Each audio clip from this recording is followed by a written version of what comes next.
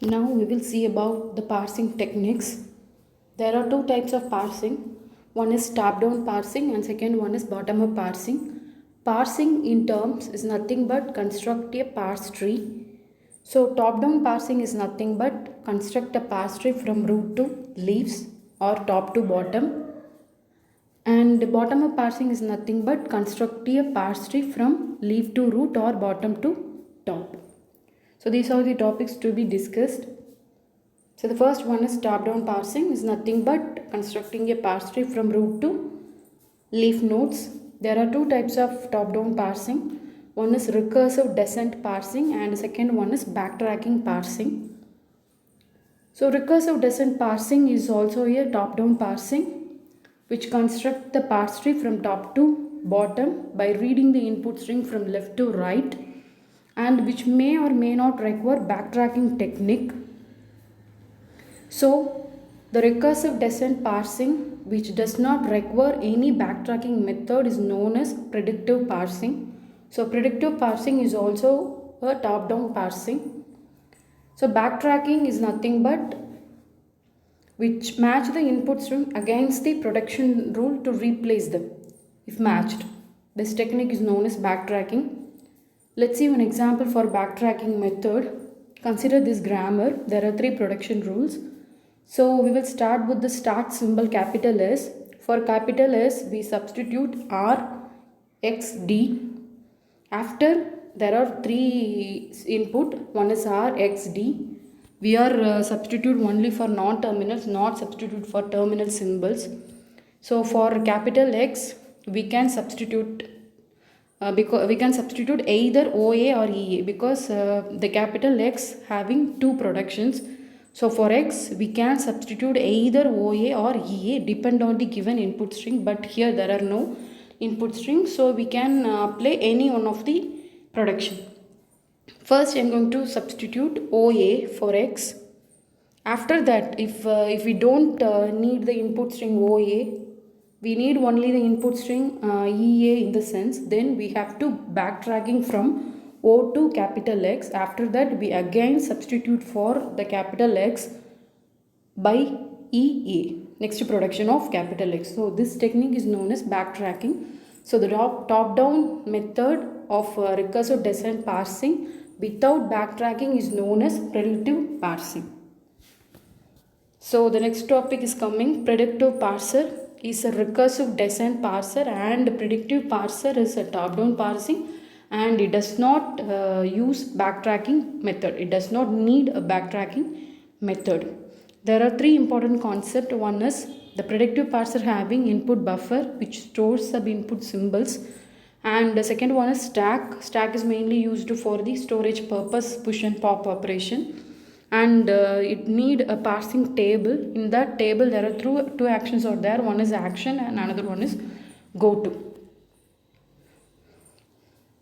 So the predictive parser is also called as LL of K parser. The first L represents left to right, which means we have to read the input character from left to right by one. So the first L represents left to right and the second L represents the leftmost derivation because top-down parsing supports only leftmost derivation, and within bracket capital A represents look occurred symbol. Look occurred symbol is nothing but we have to read the next particular character which represents. So for example, LL of 1 in the sense there are only one input symbol for the corresponding terminal to non-terminal, that is represents the capital A, capital K. So now we will see how to construct or designing a particular predictive parsing table or LL of 1 parser. Both are same. There are three steps. In first step, we have to performing the left recursion operation followed by left factoring operation. After that, after eliminating left recursion or left factoring, we have to do with find first and follow values of the particular terminals and non-terminals. After finding first and follow values, we easily construct the predictive parsing table, that is LL of 1 parsing table. So first we proceed with the predictive parsing table. We should know something about what is left factoring and what is left recursion. We'll start with the left factoring. When the grammar is in the form of left factoring, in the sense, if the production of the grammar has the form of capital A tends to alpha beta 1 or alpha beta 2, which means both productions of capital A, the prefix having the same prefix, both the production of capital A having the same prefix, in the sense, then the grammar is known as left factoring grammar. In that particular left factoring grammar, we have to eliminate the left factoring by performing two actions or by applying two rules. First rule is capital A tends to alpha A dash. The second rule is A dash tends to beta 1 beta 2. From that, the above form of the grammar, A tends to alpha beta 1 or alpha beta 2. By applying these two rules, we can easily eliminating the left factoring. After, we can proceed with the predictive parsing table. But usually we will start with left recursion. After eliminating the left recursion only, we are eliminating the left factoring operation. So this is this example problem for construction of predictive parsing table. This is the grammar. E tends to E plus T, RT. T tends to T multiplication F, R, F, or in the sense capital E having two productions. E tends to E plus T, E tends to T, which can be written as by the slash operation. And the last production is F tends to E or ID. So in the first step is we have to eliminate the left recursion. After, we have to eliminate the left factoring. So in the first step, we have to find out if the grammar having left recursion form.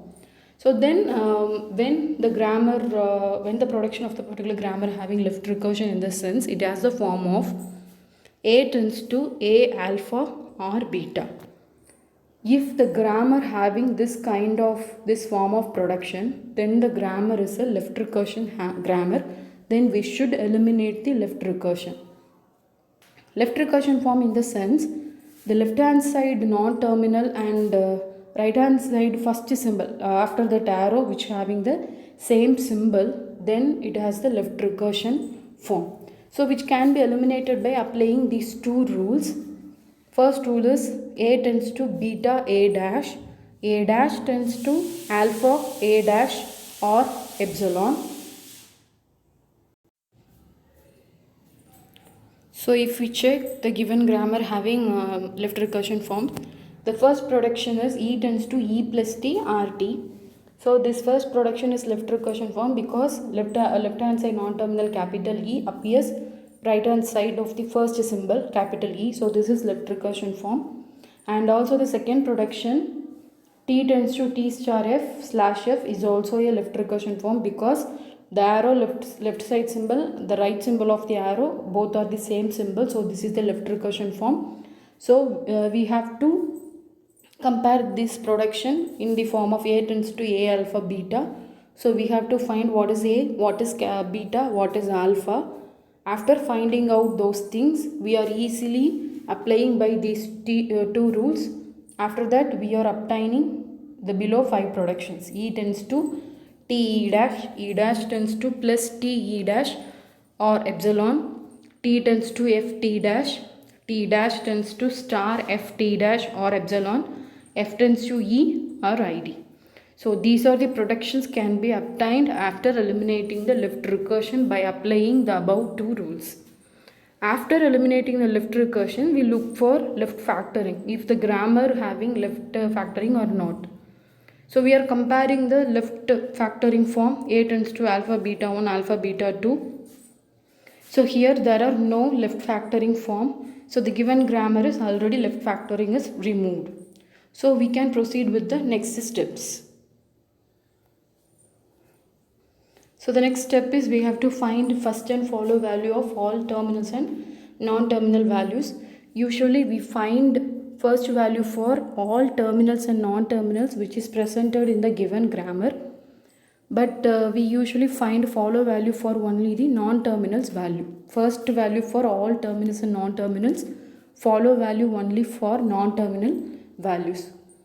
So we will begin with the terminal symbols for first value.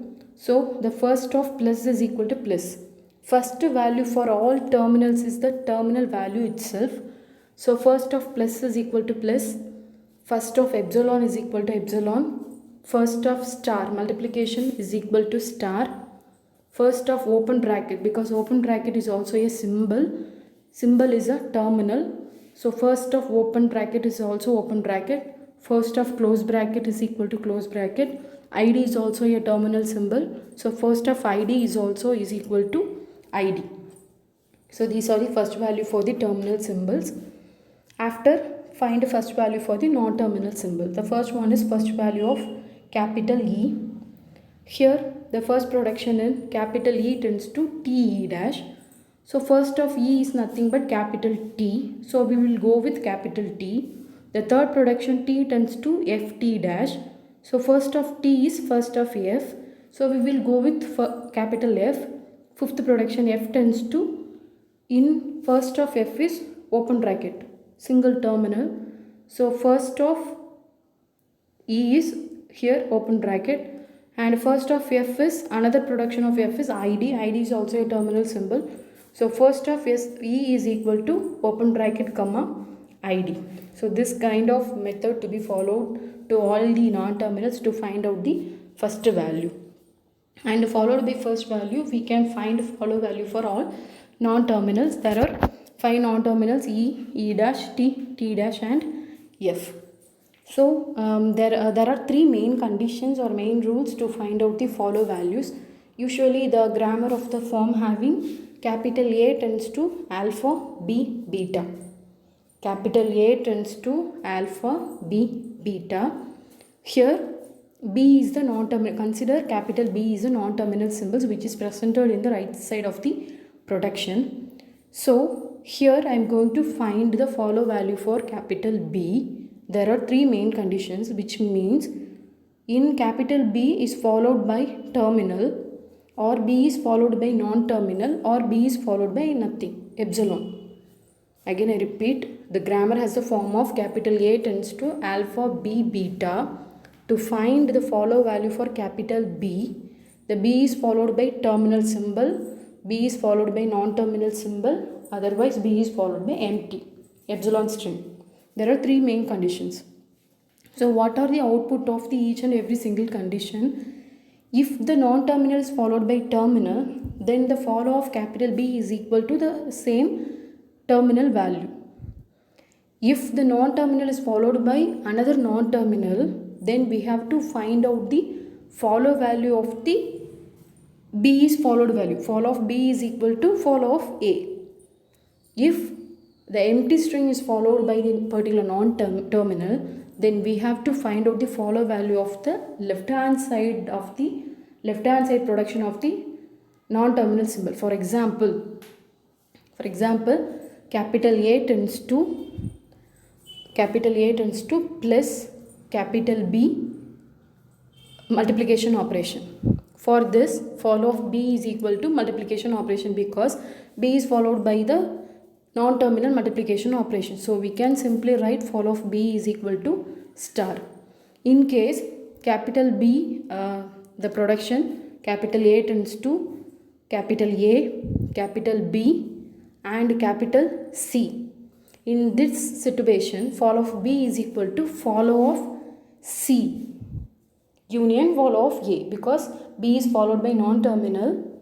So we have to find out the follow value of the particular non-terminal and also follow value of the original head start symbol of the production. Otherwise, capital A tends to capital A, capital B, B is followed by empty string, then follow of B is equal to follow of A. A is the head symbol of the given production. So there are 3 conditions or rules for finding the follow value. By applying these rules, we can easily find out the follow value of the all non-terminals. After finding out the first and follow value, we can construct the predictive parsing table. It is a table which can split it up into row and column. So row represents the non-terminal value and column represents the terminal symbols which is presented in the input string. So we can write all non-terminal symbols in the vertical and all terminal symbol in the horizontal side. After that, we can fill up the cell of the particular table by finding out the first value of each and every single productions. We can write each and every single production of the given grammar. then we can find out the first value. After applying the making table entry method, we can easily fill up the cell value of the particular table. So the given grammar is LL of 1 grammar. LL of 1 is nothing but the each and every cell of the given table having only one entry in the table. If the particular single cell having more than one value for a particular corresponding non-terminal to terminal, then the given grammar is not LL of 1 grammar, but this grammar is LL of 1 grammar because in this table each and every cell having only one entry. Other cell may have entry or may not have entry, but entry having the single cell only one value for a corresponding terminal to non-terminal. So the given grammar is LL of 1 grammar. The next topic is shift reduce parser. It is a bottom-up parsing. Top-down parsing method is predictive parsing. Shift reduce parsing is a method of bottom-up parsing. Bottom-up parsing is nothing but constructing a parse tree from leaf to root or bottom to top. So there are 4 basic operations in shift reduce parser: shift, reduce, accept and error. Shift is nothing but we have to moving the particular symbol from buffer to the stack. Reduce is the right hand side of the production rule is applied for the left hand side of the production of the given grammar. We can reduce one by another. Accept, third action is accept. If only start symbol is present on the stack and the input buffer is empty, then the given input string is accept. Otherwise, the given input string may go throws an error. So these are the 4 basic operations to be done in shift reduce parser. Shift reduce parser follows bottom up parsing. Consider this grammar. There are 3 productions in a given grammar. To perform shift reduce parsing for the input string id plus id plus id. So we are going to draw a table. There are 3 actions: stack, input buffer and parsing action. Initially we can put a dollar symbol only for the stack. The given input string is returned in the input buffer id plus id star id. At the end of the buffer we can place dollar symbol to indicate the end of the buffer. So initially the stack is empty, which having except epsilon. So we are going to perform shift operation from buffer to stack. So we are moving id from input buffer to stack by performing shift operation. So after that id is pushed to stack from buffer, we can reduce by s tends to id from the given grammar. In this step we can reduce id by s, which means we are substituting s for id. That's why shift reduce parsing is called as bottom up parsing. In case the same step, in case this is if this top down parsing, we can substitute id for s. But here we are substituting s for id, reverse step. That's why shift reduce parsing is called as bottom up parsing. After apply s for id, we are going to perform shift operation. So the plus symbol is moved from buffer to stack. So in stack s plus, after we again doing the same operation shift. So id is moved from buffer to stack. So in stack s plus id, after we can reduce id by s. So in stack s plus s, again we can shift plus operation from buffer to stack. So plus can be shifted to stack. Otherwise here there are 2 concepts. We can substitute s for s plus s. Otherwise we can shift id from buffer to stack. Again we can substitute s for id. So in input buffer, buffer input is empty except dollar, which indicates the end of the buffer, and in stack there are present s plus s plus s. So this can be reduced by s tends to s plus s, which means we can't apply s plus s for s. We are going to substitute s for s plus s because this is bottom up parsing. So for s plus s we are substitute s. Again in stack there are s plus s. So again we substitute s for s plus s. And finally the stack having the dollar symbol s, in stack having s start symbol and input buffer is empty. So when In stack having the start symbol and input buffer is empty, the action is accept. The third action of shift reduce parser. Otherwise, if in case the stack having the symbol and input buffer is not empty, then the action is error action. So there are four actions: shift reduce. We are applying shift and reduce action to accept the given input string. Otherwise, it which throws the error. Here you can easily see we can start from the dollar symbol, otherwise we can start from the id towards the start symbol s. In the stack, you see stack, the second step id, we can start from the id. See the grammar, the last one is id. From id we are deriving going to top in the last step of stack, which presents yes start symbol.